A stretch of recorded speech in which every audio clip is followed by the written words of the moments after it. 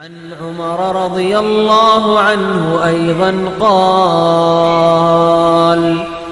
بينما نحن جلوس عند رسول الله صلى الله عليه وسلم ذات يوم إذ طلع علينا رجل شديد بياض الثياب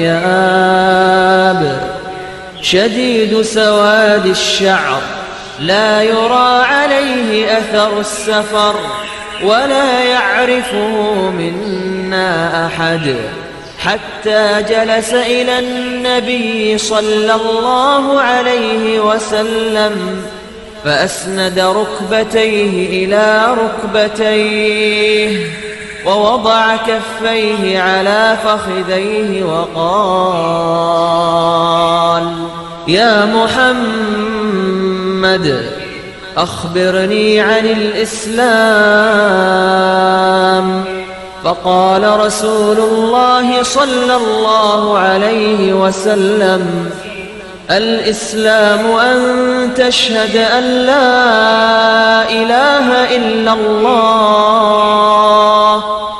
وأن محمدا رسول الله وتقيم الصلاة وتؤتي الزكاة وتصوم رمضان وتحج البيت إن استطعت إليه سبيلا. قال: صدقت. فعجبنا له يسأله ويصدقه. قال: فأخبرني عن الإيمان. قال: أن تؤمن بالله وملائكته وكتبه ورسله واليوم الآخر وتؤمن بالقدر خيره وشره. قال: صدقت. قال: فأخبرني عن الإحسان. قال: أن تعبد الله كأنك تراه فإن لم تكن تراه فإنه يراك. قال: فأخبرني عن الساعة. قال: ما المسؤول عنها بأعلم من السائل. قال: فأخبرني عن أماراتها. قال: أن تلد الأمة ربتها وأن ترى الحفاة العراة العالة رعاء الشاة يتطاولون في البنيان. ثم انطلق فلبثت مليا ثم قال: يا عمر أتدري من السائل؟ قلت: الله ورسوله أعلم. قال: فإنه جبريل أتاكم يعلمكم دينكم. اللهم إنا نسألك العافية وتمام العافية ودوام العافية وشكرا على العافية ونسألك الغنى عن الناس. آمین یا رب العالمین۔ اب انشاءاللہ اپنے اگلے مضمون کی طرف آتے ہیں، وہ ہے ملائکہ۔ تو ہم نے ان کی کیٹیگریز دیکھی تھیں، اب ہم ان کی عبادت کی طرف آتے ہیں۔ تو فرشتے بھی عبادت کرتے ہیں، وہ بھی عبد ہیں، اللہ تعالیٰ کے بندے ہیں۔ سب سے پہلی عبادت دل کی عبادت، اللہ کی خشیت، اللہ کا خوف۔ سورہ انبیاء میں اللہ تعالیٰ فرماتا ہے وَهُمْ مِنْ خَشْيَتِهِ مُشْفِقُونَ، اور وہ فرشتے اللہ کی خشیت رکھتے ہیں اور اس سے ڈرتے ہیں۔ اللہ تعالیٰ کو نہ مشورہ دیتے ہیں نہ اس کے حکم میں مخالفت کرتے ہیں۔ یہ اللہ کی خشیت کا لازمی نتیجہ ہے۔ جس کے دل میں اللہ کی عظمت، اللہ کا خوف ہوگا، وہ کبھی اللہ کے حکم کو چیلنج نہیں کرے گا، اور وہ چونکہ مقرب ہیں، اللہ کے پاس ہوتے ہیں، تو یہ نہیں کہ اللہ کا حکم سن کے مشورے دینے لگ جائیں۔ اللہ تعالیٰ فرماتا ہے سورہ انبیاء ہی میں یہ بات آتی ہے لا یسبقونہ بالقول وہم بامرہ یعملون، سبقت نہیں کرتے اس کی بات میں، کہ نعوذ باللہ انٹرپٹ نہیں کرتے اللہ تعالیٰ کو کہ اللہ یوں نہیں یوں ہو جائے تو زیادہ بہتر ہے، نعوذ باللہ، اور جو اللہ تعالیٰ حکم دیتا ہے اس پر عمل کرتے ہیں۔ پھر اللہ تعالیٰ کی تسبیح کرتے ہیں، وَإِنَّا لَنَحْنُ الصَّافُّونَ وَإِنَّا لَنَحْنُ الْمُسَبِّحُونَ، فرشتے کہتے ہیں ہم تو صفیں بنانے والے ہیں اور ہم تو البتہ تسبیح کرنے والے ہیں، اللہ کی تسبیح کرتے رہتے ہیں۔ صحیح مسلم میں ابو ذر رضی اللہ عنہ سے روایت ہے، رسول اللہ صلی اللہ علیہ وسلم سے پوچھا گیا کہ کون سا ذکر بہترین ہے؟ آپ نے فرمایا وہ جو اللہ تعالیٰ نے اپنے فرشتوں کے لیے پسند کیا ہے، اور وہ کیا ہے؟ سبحان اللہ و بحمدہ۔ کتنا ٹائم لگتا ہے؟ کچھ بھی تو نہیں۔ اپنے فارغ اوقات کو فل کر لیں اللہ کے ذکر سے، سبحان اللہ و بحمدہ، سبحان اللہ و بحمدہ۔ اور فرشتے قیام، رکوع، سجدہ کرتے ہیں۔ ہم نے فرشتوں کے ضمن میں وہ حدیث سنی تھی کہ آسمان چرچرا رہا ہے، اور یہ حق ہے کہ وہ چرچرائے، اس لیے کہ 4 انگلیوں کے برابر بھی کوئی جگہ آسمان پر خالی نہیں ہے جہاں کوئی نہ کوئی فرشتہ رکوع یا قیام یا سجدہ نہ کر رہا ہو۔ اور بعض فرشتے جیسے کہ روایات سے پتہ چلتا ہے جب سے اللہ نے ان کو پیدا کیا وہ حالت قیام میں ہی ہیں، بعض ایسے جب سے اللہ نے ان کو پیدا کیا وہ حالت رکوع ہی میں ہیں، بعض ایسے ہیں جب سے اللہ نے ان کو پیدا کیا وہ سجدے ہی میں ہیں۔ یہ تو ہم انسان ہیں جن کو اللہ نے یہ آنر دیا کہ ہم ان تینوں پوزیشنز کو الحمدللہ اپنی نماز میں دہراتے رہتے ہیں۔ کتنا اللہ تعالیٰ کا شکر ادا کریں۔ فرشتوں کو بھی یہ سعادت نہیں ملی ہوئی کہ وہ ساری پوزیشنز پر عمل کریں، بعض تو اسی پوزیشن میں پیدا کیے گئے۔ ہمارے پاس چوائس ہے الحمدللہ کہ ہم یہ کام کریں یا نہ کریں، ہم قیام بھی کریں، رکوع بھی کریں، سجدہ بھی کریں۔ پھر وہ حج بھی کرتے ہیں۔ بیت المعمور یہ 7ویں آسمان پر ہے، اس کا وہ طواف کرتے ہیں۔ اس کے بارے میں بھی ہم شروع میں بات کر چکے تھے۔ 70,000 فرشتے اس میں داخل ہوتے ہیں، اور جو ایک دفعہ داخل ہو گیا اس کو دوبارہ اس کی باری نہیں آئی۔ پھر اگلی جو عبادت ہے فرشتوں کی کہ وہ نبی اکرم صلی اللہ علیہ وسلم پر درود بھیجتے ہیں۔ ان اللہ و ملائکتہ یصلون علی النبی، یقیناً اللہ اور اس کے فرشتے نبی صلی اللہ علیہ وسلم پر درود بھیجتے ہیں۔ اور ایک اور ان کی عبادت کا ذکر ہم کو ملتا ہے، والتالیات ذکرا، ذکر کی تلاوت کرنے والے، یعنی قرآن کی تلاوت کرتے ہیں۔ اب اس میں ہو سکتا ہے کہ آپ جب سرچ کریں تو آپ کو 2 آراء ملیں، بلکہ 3 آراء، 3۔ ایک رائے بعض علماء کی ہے کہ فرشتے قرآن پڑھ ہی نہیں سکتے، اس لیے سننے کے بڑے شوقین ہوتے ہیں۔ ایک رائے یہ ہے کہ تمام فرشتے قرآن پڑھ سکتے ہیں، اور سننے کا شوق اس بات کی دلیل نہیں ہے کہ ان کو پڑھنا نہیں آتا۔ آپ صلی اللہ علیہ وسلم سے اچھا کون قرآن پڑھتا ہوگا، یعنی کون اچھی قرات کرتا ہوگا، لیکن آپ کو پھر بھی سننے کا بہت شوق تھا۔ تیسری رائے یہ ہے کہ بعض فرشتے ہیں جو کہ قرآن پڑھ سکتے ہیں اور اکثریت نہیں پڑھ سکتے۔ بہرحال اس کیٹیگری کا مجھے تو کوئی خاص فائدہ نظر نہیں آتا۔ اللہ نے ایک بات فرما دی، والتالیات ذکرا، وہ تلاوت کرتے ہیں ذکر کی، اور تلاوت کا لفظ تو آتا ہی قرآن کے لیے ہے، تو بس قصہ ختم۔ باقی کیا کیٹیگریز ہیں اللہ جانے اور فرشتے جانے۔ تو یہ مختلف ان کی عبادات ہیں۔ اب آتے ہیں ہم ایک اور مضمون کی طرف کہ انسانوں کے ساتھ فرشتوں کا کیا تعلق ہے۔ تو یہ تعلق تو ہماری پیدائش سے بھی پہلے کا ہے۔ جب اللہ تعالیٰ نے انسان کی تخلیق کا ارادہ فرمایا تو فرشتوں کو بتایا تھا، انی جاعل فی الارض خلیفہ، کہ میں زمین میں خلیفہ بنانے والا ہوں۔ تب سے ان کو ہماری پیدائش کے بارے میں بتا دیا گیا۔ اچھا یہ طریقہ خود بڑا انیوژول ہے، اللہ کی کتنی مخلوقات ہیں، ان گنت، اللہ ہی بہتر جانتے ہیں۔ وما یعلم جنود ربک الا ہو، تو کیا ہر مخلوق کے پیدا ہونے سے پہلے اللہ نے کوئی اعلان کیا تھا؟ اب میں چوٹی بنانے والا ہوں، اب میں ایٹم بنانے والا ہوں، اب میں آکسیجن بنانے والا ہوں، اب میں ہیلیم بنانے والا ہوں، اب میں گیلیکسی، اب میں ڈائنوسور۔ لیکن اللہ نے انسان کی پیدائش کا بالخصوص اعلان کیا فرشتوں کے سامنے، انی جاعل فی الارض خلیفہ۔ لگتا ہے کہ یہ انیوژل طریقہ تھا، ورنہ یہ روٹین معاملہ ہوتا تو کہنے کی ضرورت نہیں تھی، کوئی ایگزاسٹو لسٹ تھوڑی بیان ہوئی ہے، خاص انسان ہی کا ذکر کیا گیا۔ پھر انسان کون ہے؟ معلم الملائک، فرشتوں کے معلم، فرشتوں کا ٹیچر ہے انسان۔ اللہ نے فرمایا تقالا، اللہ نے کہا تھا یا آدم، اے آدم، انبئہم باسمائہم، ان فرشتوں کو آپ بتائیے ان چیزوں کے نام یا ان ہستیوں کے نام۔ تو ہمارے جد امجد نے، ہمارے اینسسٹر نے، ہمارے ابو نے فرشتوں کو تعلیم دی تھی۔ یہ تعلق ہے ہمارا فرشتوں کے ساتھ۔ پھر کیا تعلق ہے؟ مسجود ملائک، یعنی فرشتوں نے انسان کو سجدہ کیا تھا۔ اللہ تعالیٰ فرماتا ہے وَإِذْ قُلْنَا لِلْمَلَائِكَةِ اسْجُدُوا لِآدَمَ، اور یاد کرو جب ہم نے فرشتوں سے کہا تھا آدم کو سجدہ کرو۔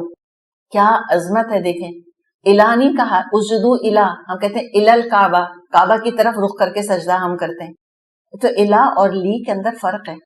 الہ کا مطلب ہوتا ہے کسی خاص ڈائریکشن کی طرف، اس چیز کی بذات خود یعنی کہ عظمت اتنی نہیں ہوتی، اور لی میں اس کے لیے اس کی عظمت کی خاطر سجدہ کرو. اسجدو لی آدم، ٹھیک ہے، ہم یہ نہیں پڑھتے اسجدو الی اللہ، یہ نہیں آتا، ہم کہتے ہیں اسجدو للہ، اللہ کے لیے سجدہ کرو. تو یہ بھی اسجدو لی آدم، اس میں عظمت دیکھیں آدم علیہ السلام کی، اس طرح سے انہوں نے انسان کو سجدہ کیا، یہ ان کا تعلق ہے. اچھا مجھے یہ بات بتائیے کہ جس کی پیدائش کے بارے میں پتہ چل جائے، کوئی بچہ پیدا ہونے والا ہو، ہم کو پتہ چلے اچھا فلاں کے بچہ ہونے والا ہے، تو ابھی وہ پیدا نہیں ہوا لیکن محبت نہیں ہو جاتی، انتظار کہ اچھا کیسا ہوگا، کب ہوگا، بیٹا ہوگا، بیٹی، لڑکا، لڑکی، یہ سب دیکھنے کا شوق، ملاقات کا شوق ہوتا ہے کہ نہیں؟ اچھا جس نے ہم کو پڑھایا ہوتا ہے اس سے محبت ہوتی ہے کہ نہیں؟ کتنی محبت ہوتی ہے اپنی ٹیچر سے. اچھا کسی کی عظمت کے لیے جب جھکتے ہیں تو یہ محبت کا ایلیمنٹ شامل ہوتا ہے، یعنی اس کا مطلب ہے کہ فرشتوں کو انسانوں سے محبت بہت، یہ محبت کا تعلق ہے ہمارا آپس کا. پھر اور مزید تعلق دیکھتے ہیں. ابو ہریرہ رضی اللہ عنہ سے روایت ہے، اور یہ صحیح بخاری میں یہ حدیث موجود ہے. نبی اکرم صلی اللہ علیہ وسلم نے فرمایا وَخَلَقَ اللَّهُ آدَمَ عَلَى صُورَتِهِ طُولُهُ 60 ذِرَاعًا، اللہ تعالیٰ نے آدم علیہ السلام کو، اب یہ صورت ہی جو ہے یہ الگ ایک فریز ہے، عَلَى صُورَتِهِ، اپنی صورت پر، ہی کی ضمیر کہاں جا رہی ہے؟ اس کے بارے میں لوگ ڈسکس کرتے ہیں کہ خلق اللہ آدم علی صورتہ، کیا اللہ نے اپنی صورت پر بنایا آدم علیہ السلام کو؟ جیسے کہ کرسچنز بھی کہتے ہیں God created Adam in his own image. Own image سے کیا مطلب؟ کیا اللہ نے اپنی شکل پر بنایا آدم علیہ السلام کو، یا صورت ہی سے مراد ہے کہ جس صورت پر اللہ نے چاہا اسی صورت پر بنایا، یعنی کہ وہی صورت ہے جو آج ہے، آدم علیہ السلام کے بچوں کی جو شکل ہے اسی شکل پر بنایا تھا. یعنی ایسے ہی 2 آنکھیں تھیں، ایسے ہی ہاتھ پاؤں تھے، 2 ہاتھ 2 پاؤں ایسے ہی تھے، لیکن قد کتنا تھا ان کا؟ طولہ 60 ذراعا، 60 کیوبٹ ان کی ہائٹ تھی، بہت لمبے تھے. فلما خلقہ، تو جب ان کو پیدا کیا، قال ان سے کہا آدم علیہ السلام سے اذهب فسلم علی اولئک النفر من الملائکۃ جلوس، کہ اب آپ جائیے اور فرشتوں کی اس بیٹھی ہوئی جماعت کو آپ سلام کیجئے جا کر. یہ کہا اللہ نے فاستمع ما یحیونک فإنها تحیتک وتحیت ذریتک، اور آپ غور سے سنیں کہ وہ آپ کو کیا جواب دیتے ہیں سلام کا. تو جو وہ فرشتے سلام کا جواب دیں گے وہی تحیہ یعنی سوشل گریٹنگ کا طریقہ ہوگا آپ کا بھی اور آپ کی نسلوں کا بھی، وہی دراصل آپ لوگوں کا سلام ہوگا. تو آدم علیہ السلام گئے فرشتوں کے پاس، فقال کہا جا کے السلام علیکم، السلام علیکم. فقالو، تو فرشتوں نے جواب دیا السلام علیکم ورحمۃ اللہ، ان کا کہ آپ پر بھی اللہ تعالیٰ کی طرف سے سلامتی اور اللہ کی رحمت. فزادوہ، تو انہوں نے بڑھایا، اس کو بڑھا دیا، یعنی ورحمۃ اللہ ایڈ کیا اس کے اندر. یہ جو قد کا ذکر ہے 60 ذراعا، اب اس پر بھی بڑی کنٹروورسی ہے. تو اس کے بھی علماء نے تعبیر کی ہے، انشاءاللہ آدم علیہ السلام پر جب ہم انبیاء رسولوں کی بات شروع کریں گے تو اس کو اور تفصیل سے دیکھ لیں گے. لیکن علماء کہتے ہیں کہ جو شخص جنت میں داخل ہوگا وہ آدم علیہ السلام کی صورت پر ہوگا، یعنی کہ 60 ذراعا، اتنا لمبا قد ہوگا جنتیوں کا. اچھا اب یہ 60 ذراعا، اب تو انسان اتنے لمبے نہیں ہوتے، تو وہ اس پر کہتے ہیں کہ آدم علیہ السلام جب جنت میں تھے تو اتنا ان کا قد تھا، دنیا میں آئے تو نارمل قد کے اوپر تھے. واللہ عالم، اللہ ہی اپنے تمام راز بہتر جانتا ہے. پھر مزید تعلق ہم دیکھتے ہیں، جب آدم علیہ السلام کا انتقال ہوا تو ان کی اولاد کو علم نہیں تھا کہ کیا طریقہ اختیار کیا جائے. مستدرک الحاکم میں صحیح سند کے ساتھ ہم کو یہ قول ملتا ہے کہ نبی اکرم صلی اللہ علیہ وسلم نے فرمایا جب آدم علیہ السلام کا انتقال ہوا تو فرشتوں نے ان پر طاق عدد میں پانی بہایا اور لحد بنا کر انہیں دفن کر دیا. دیکھیں قبر ایک لحد کہلاتی ہے، ایک قبر کہلاتی ہے. قبر کیا ہے کہ گڑھا کھود کے اسٹریٹ دفن کر دیا. لحد کیا ہوتی ہے کہ گڑھا کھودا اور پھر سائیڈ میں گڑھا کھودا، پھر مردے کو اس سائیڈ میں سے ڈراز نہیں ہوتی، اس طرح سائیڈ میں ان کو دفناتے ہیں مردے کو، اور اس کے بعد جو باقی ڈگ کی اور اس کو پتھروں وغیرہ سے بھر دیتے ہیں اور پھر قبر کو اوپر سے بھر دیا جاتا ہے. تو یہ لحد ان کی بنائی تھی، بغلی قبر جس کو کہتے ہیں، شاید سنا ہوگا آپ نے، بغلی قبر ہوتی ہے یہ ایسے کر کے۔ اب آپ کو خیال آ رہا ہوگا کہ وہ قابیل نے بھی تو حابیل کو قتل کیا تھا، تو وہ تو کبے نے سکھایا تھا بھائی کہ گڑھا کھودو اور ایسی ڈال دو، غسل کا طریقہ، کفن کا طریقہ، یہ سب چیزیں تو نہیں پتہ تھیں اس قاتل کو۔ تو اس طرح سے آدم علیہ السلام کا کفن دفن کا انتظام فرشتوں نے آ کر بتایا تھا۔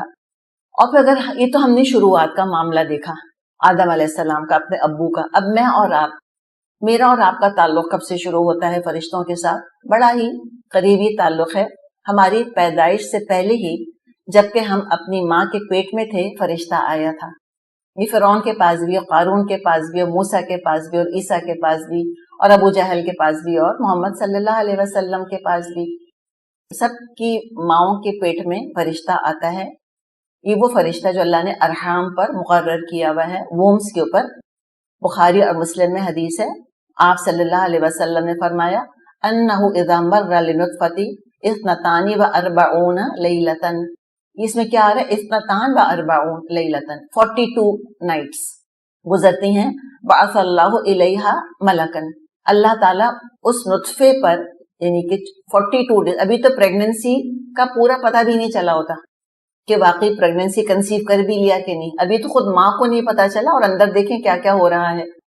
اللہ تعالیٰ فرشتہ بھیجتا ہے، کیا کرتا ہے؟ فصورہا، اس کی صورت بناتا ہے، وخلق سمعہا، اس کی سماعت بناتا ہے، وبصرہا، اور اس کی بصارت بناتا ہے، وجلدہا، اور اس کی جلد، ولحمہا، اور اس کا گوشت، وعظامہا، اور اس کی ہڈیاں، ثم یقول، پھر کہتا ہے یا رب، اے رب، اذکر ام انثی، مرد ہوگا یا عورت، یعنی لڑکا بنے گا یا لڑکی، شقیون ام سعید، بدبخت ہوگا یا خوشبخت، یعنی جہنمی ہوگا یا جنتی، فمر رزق، اور اس کا رزق کتنا ہوگا، ومل اجل، اور اس کی زندگی کتنی طویل ہوگی، اللہ سے پوچھ کے سب لکھ دیتا ہے۔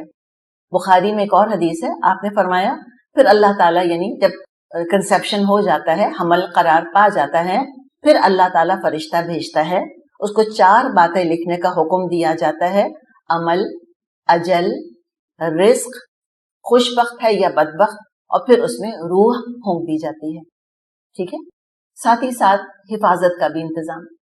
مجاہد رحمت اللہ کہتے ہیں کوئی انسان ایسا نہیں جس کے لیے ایک فرشتہ مقرر نہ ہو جو اس کی حفاظت کرتا ہے۔ جب وہ سو رہا ہوتا ہے، جاگ رہا ہوتا ہے، تو شریر جنوں سے، انسانوں سے، جانوروں سے وہ اس کی حفاظت کرتا ہے۔ علی رضی اللہ عنہ سے کسی نے کہا کہ ایک گروہ آپ کو قتل کرنا چاہتا ہے، تو انہوں نے جواب دیا ہر انسان کے ساتھ فرشتے ہیں جو اس کی حفاظت کرتے ہیں، ہر اس خطرے سے جو تقدیر میں نہیں لکھی ہوئی ہوتی۔ جب قسمت کا لکھا پورا ہونا ہوتا ہے، جب قسمت کا لکھا پورا ہونے کا وقت آ جاتا ہے، اس وقت فرشتے ہٹ جاتے ہیں اور تقدیر کا فیصلہ اس تک پہنچ جاتا ہے۔ تمہاری اجل جو اللہ کی طرف سے مقرر ہے وہ تمہاری بہترین حفاظت ہے۔ تو یہ اللہ تعالیٰ نے فرشتوں کی حفاظت کا قرآن میں مختلف مقامات پر ذکر کیا ہے۔ سورۃ الانعام میں اللہ فرماتا ہے وَهُوَ الْقَاهِرُ فَوْقَ عِبَادِهِ، اللہ قاہر ہے اپنے بندوں کے اوپر، وَيُرْسِلُ عَلَيْكُمْ حَفَظًا، اور وہ تم پر حفظہ بھیجتا ہے، نگران بھیجتا ہے، حَتَّى إِذَا جَاءَ أَحَدَكُمُ الْمَوْتُ، اور جب تم میں سے کسی ایک کی موت کا وقت آ جاتا ہے، تَوَفَّتْهُ رُسُلُنَا، تو ہمارے فرشتے اس کو فوت کر لیتے ہیں، وَهُمْ لَا يُفَرِّطُونَ، اور وہ ذرا کمی بیشی نہیں کرتے۔ یعنی پتہ یہ چلا کہ فرشتے جو ہیں وہ حادثوں سے ہماری حفاظت کرتے ہیں، ایسی چوٹ نہیں لگتی جو جان لیوا ہو۔ اور سورہ رات میں بھی اس کا ذکر ہم کو ملتا ہے، لَهُ مُعَقِّبَاتُ بَيْنَ يَدَيْهِ وَمِنْ خَلْفِهِ يَحْفَظُونَهُ مِنْ أَمْرِ اللَّهِ، انسان کے ساتھ معقبات ہیں، آگے بھی پیچھے بھی، اللہ کے حکم سے وہ انسان کی حفاظت کرتے ہیں۔ یہ تو سب انسانوں کے ساتھ ہیں، with every human being۔ پھر ان کا کام آگے رسولوں کو پیغام پہنچانا، وحی لے کر آنا، یہ جبریل علیہ السلام کی ذمہ داری رہی۔ انشاءاللہ جبریل علیہ السلام پر الگ سے ہم تفصیلی بات کریں گے۔ پھر لوگوں کے دلوں میں بھلائی اور نیکی کے خیال القاء کرنا۔